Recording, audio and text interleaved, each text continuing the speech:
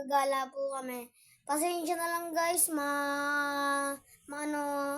masyadong, kasi nagdikit ako ng last dyan. Ito yung ginamit ko ng last guys.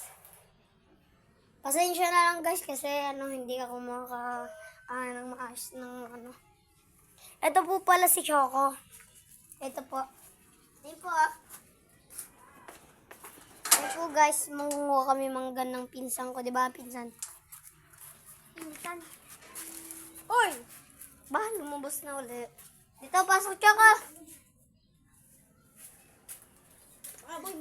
Ito po yung namin. Players. Dito po, pustahan po sila dito. Pwede po magpustahan dito ng basketball. Kaya po, madami pong nakikidayo po. Madami po nakikidayo. Ito po yung bike ng pinsan ko. Ito po yung maliit. Tara na ho.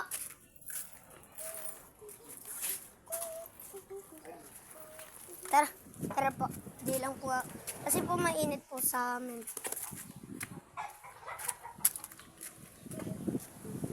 Yun guys. Saan kaya pwede kumunang mangga?